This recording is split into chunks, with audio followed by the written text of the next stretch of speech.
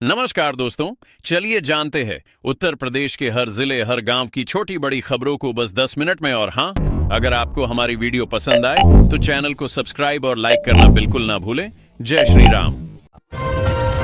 UP में 3 तहसीलों से मिलकर बनेगा 76वां जिला कल्याण सिंह नगर के लिए योगी सरकार कर रही तैयारी। उत्तर प्रदेश की योगी सरकार पूर्व मुख्यमंत्री और बीजेपी के दिवंगत नेता कल्याण सिंह उर्फ बाबूजी के नाम पर नया जिला बनाने की तैयारी कर रही है। यह पहल उनके पुत्र और एटा के पूर्व सांसद राजू भैया की सिफारिश पर शुरू की गई है। शासन स्तर पर जिले का खाका तैयार किया जा रहा है। प्रस्ताव के अनुसार अलीगढ़ और बुलंदशहर जिलों के कुछ गांवों को मिलाकर नए जिले की नींव रखी जाएगी, जिसे कल्याण सिंह नगर के नाम से जाना जाएगा। बीजेपी नेता के मुस्लिम लड़कियों वाले विवादित बयान पर हंगामा, सपा विधायक ने की कार्रवाई की मांग। उत्तर प्रदेश के सिद्धार्थनगर में हिंदू युवा वाहिनी के प्रदेश प्रभारी और पूर्व विधायक राघवेंद्र प्रताप सिंह के विवादित बयान से राजनीतिक घमासान मच गया है। उन्होंने एक सभा में हिंदू युवकों से मुस्लिम लड़कियों को उठाने की बात कही थी। सपा विधायक सैयद खातून ने इस बयान पर कार्रवाई की मांग करते हुए कहा कि इससे क्षेत्र का माहौल बिगाड़ने की कोशिश की जा रही है। शिकायत के बावजूद पुलिस द्वारा कोई कार्रवाई न होने पर उन्होंने आपत्ति जताई है। बस्ती की मुंडेरवा शुगर मिल में 12 करोड़ का गन्ना घोटाला, योगी सरकार की सख्ती के बाद केस दर्ज। उत्तर प्रदेश के बस्ती जनपद की मुंडेरवा शुगर मिल में किसानों से 12 करोड़ रुपये की ठगी करने वाली कानपुर की कंपनी पर आखिरकार योगी सरकार की सख्ती का असर दिखा। शासन ने पूरे मामले की जांच के लिए टीम गठित की और अब दोषी कंपनी के खिलाफ गबन का मुकदमा दर्ज किया गया है। सरकार का पुतला जलाओ वाली टिप्पणी पर सुल्तानपुर में सीएमएस निलंबित। मामला दर्ज सुल्तानपुर में सरकारी अस्पताल के प्रभारी मुख्य चिकित्सा अधीक्षक डॉ.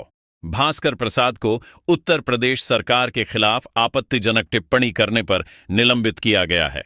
एक वीडियो में वे अस्पताल की अव्यवस्था को लेकर राजनीतिक कार्यकर्ताओं से बहस करते हुए राज्य सरकार पर टिप्पणी करते दिखे। अधिकारियों ने बताया कि इस मामले में उनके खिलाफ मुकदमा दर्ज कर जांच शुरू कर दी गई है। पूर्व विधायक राघवेंद्र प्रताप सिंह की विवादित टिप्पणी पर मायावती की तीखी प्रतिक्रिया, सरकार से कार्रवाई की मांग। सिद्धार्थनगर के डुमरियागंज से पूर्व विधायक राघवेंद्र प्रताप सिंह की विवादित टिप्पणी पर उत्तर प्रदेश में राजनीतिक विवाद तेज हो गया है। बसपा सुप्रीमो और पूर्व मुख्यमंत्री मायावती ने बयान को निंदनीय बताया। उन्होंने कहा कि धर्म परिवर्तन और लव जिहाद जैसे मुद्दे सांप्रदायिक वैमनस्य फैलाने के साधन बन गए हैं। मायावती ने आरोप लगाया कि कुछ शरारती तत्व कानून को हाथ में लेकर लोगों की जान माल और धर्म के लिए खतरा पैदा कर रहे हैं। उत्तर प्रदेश में दौड़ेगी रफ्तार की गाड़ी, बन रहे हैं ये शीर्ष 5 एक्सप्रेसवे, बदल जाएगी उत्तर भारत की तस्वीर। उत्तर प्रदेश अब इंफ्रास्ट्रक्चर के क्षेत्र में नई पहचान बना रहा है। राज्य में 5 बड़े एक्सप्रेसवे तेजी से बन रहे हैं। ये एक्सप्रेसवे न केवल राजधानी लखनऊ को पूरे प्रदेश से जोड़ेंगे, बल्कि व्यापार, पर्यटन और निवेश के नए रास्ते खोलेंगे। यूपी में एसआईआर के बीच अखिलेश यादव ने पीडीए प्रहरी का किया ऐलान।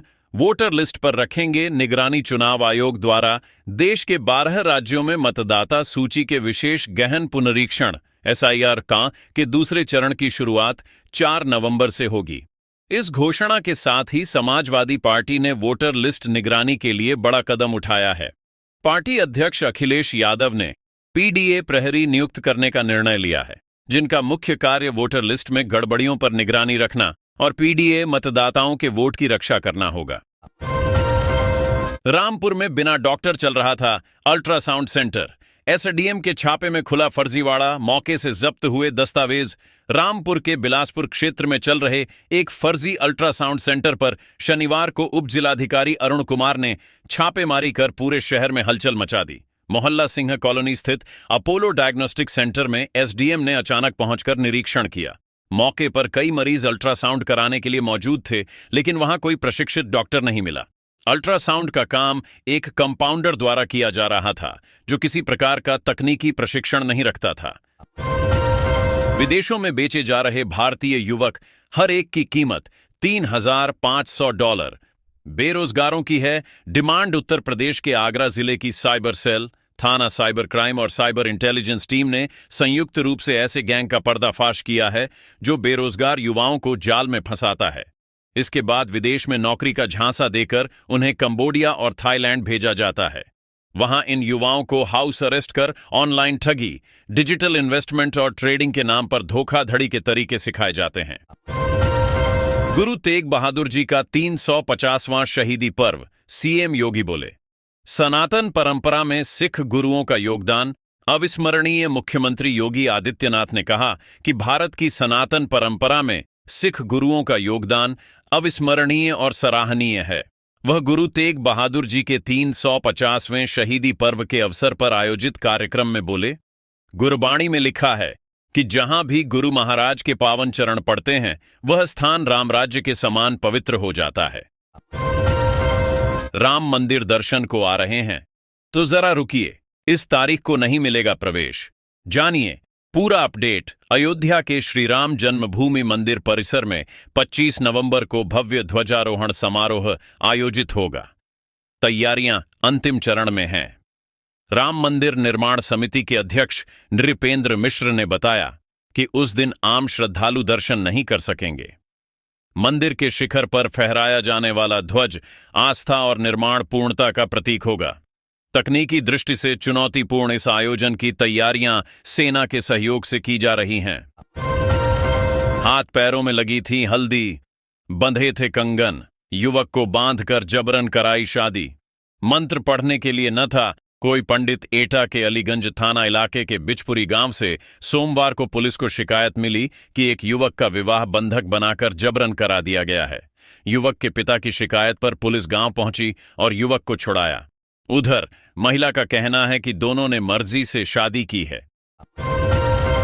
झंडी पूजन के साथ कल से शुरू होगा मिनी कुंभ। गंगा तट पर 15 दिन तक चलेगा ककोड़ा का मेला। बदायूं के कादर चौक में गंगा किनारे लगने वाले प्रसिद्ध मिनी कुंभ मेला ककोड़ा की औपचारिक शुरुआत 29 नवंबर बुधवार को झंडी पूजन के साथ हो जाएगी। झंडी ककोड़ा देवी मंदिर से रवाना होकर गंगा तट स्थित मेला स्थल पर विधि विधान से स्थापित की जाएगी। इसी के साथ 15 दिन तक चलने वाले इस धार्मिक आयोजन की शुरुआत हो जाएगी। पारे के साथ सब्जियों के दाम भी गिरे। टमाटर 40 से 25 रुपये किलो पर आया बूंदाबांदी और तापमान में गिरावट के साथ टमाटर के भाव नरम पड़ गए हैं। बीते 24 घंटे में थोक बाजार में टमाटर 40 रुपये किलो से घटकर 25 रुपये किलो पर आ गया है। इसी तरह पालक, चौराई, सरसों और अन्य हरी सब्जियों की कीमतों में भी 25 से 30% तक की कमी आ गई है। 500 वर्षों का इंतजार 5 वर्ष में भव्य मंदिर बनकर तैयार। 25 नवंबर को पीएम मोदी करेंगे ध्वजारोहण। रामनगरी अयोध्या स्थित श्री राम जन्मभूमि मंदिर और उससे संबंधित लगभग सभी निर्माण कार्य पूरे हो गए हैं। अब 25 नवंबर को प्रधानमंत्री नरेंद्र मोदी मुख्य मंदिर के शिखर पर ध्वजारोहण करेंगे। राम मंदिर निर्माण के लिए भूमि पूजन भी पीएम मोदी ने ही 5 अगस्त 2020 को किया था। इस दौरान राष्ट्रीय स्वयंसेवक संघ के प्रमुख मोहन भागवत भी मौजूद रहेंगे। अगस्त माह में लापता व्यक्ति का 75 दिन बाद मिला कंकाल। कपड़े देख बेटे ने की पहचान। पास पड़ी थी खोपड़ी। चौबेपुर के चुमकुनी गांव के राजकुमार गोंड 35 वर्ष के लापता होने के 2 महीने बाद उसका कंकाल मंगलवार को गांव के ही राजेश राय के खेत में मिला। राजकुमार 14 अगस्त को किसी के बुलावे पर घर से निकला था और वापस नहीं लौटा। परिजनों ने गुमशुदगी की रिपोर्ट दर्ज कराई थी। मंगलवार सुबह बेटे जोनू गोंड ने खेत में पिता के कपड़े और कंकाल के टुकड़े देखकर पहचान की। पुलिस मामले की जांच में जुटी है। बिना ऑपरेशन कबाड़ हुई 82 लाख की मॉड्यूलर ओटी इंजीनियरों ने घोषित किया निष्प्रयोज्य। अब 1.25 करोड़ लगेंगे। कानपुर के उर्सला अस्पताल में 82 लाख रुपए की लागत से 2009-10 में बनाई गई मॉड्यूलर ओटी बिना किसी ऑपरेशन के ही कबाड़ हो गई। निदेशक डॉ. Batch D. अग्रवाल के निर्देश पर इंजीनियरों ने निरीक्षण कर इसे निष्प्रयोज्य घोषित किया। विशेषज्ञों के अनुसार इसका जीर्णोद्धार संभव नहीं है। वर्तमान समय में ऐसी ओटी बनाने की लागत लगभग 1 करोड़ 25 लाख रुपए होगी। ये ओटी अस्पताल के मुख्य भवन में वार्ड संख्या 5 के पास बनाई गई थी। यूपी के श्रमिकों के लिए बम्पर तोहफा। बेटी की शादी पर अब 85,000 रुपए तक की सहायता, 10,000 की सीधी वृद्धि। उत्तर प्रदेश के निर्माण श्रमिकों के लिए बड़ी वित्तीय राहत की घोषणा की गई है। भवन एवं अन्य सन्निर्माण कर्मकार कल्याण बोर्ड ने अपनी कन्या विवाह सहायता योजना में संशोधन किया है। अब श्रमिकों की बेटियों के विवाह के लिए मिलने वाली आर्थिक सहायता राशि 85,000 रुपए तक बढ़ा दी गई है, यानी 10,000 रुपए की सीधी वृद्धि। पूर्व बीजेपी विधायक के बिगड़े बोल, हमारी 2 ले गए तो तुम उनकी 10 लाओ। मच गया बवाल। सिद्धार्थनगर से बीजेपी के पूर्व विधायक राघवेंद्र प्रताप सिंह का विवादित बयान सामने आने से प्रदेश की सियासत गर्मा गई है। सोशल मीडिया पर वायरल वीडियो में वे जनसभा के दौरान भड़काऊ बयान देते हुए कहते दिखे, अगर मुस्लिम लड़के 2 हिंदू लड़कियों को ले जाते हैं तो तुम 10 मुस्लिम लड़कियां लाओ, शादी का खर्च और सुरक्षा हम देंगे। उन्होंने आगे कहा, अब यह अंधेर नगरी नहीं है, अखिलेश यादव का जमाना नहीं, अब योगी जी का जमाना है। इस बयान को लेकर विपक्षी दलों ने कड़ी प्रतिक्रिया दी है और भाजपा की राजनीति पर सवाल उठाए हैं।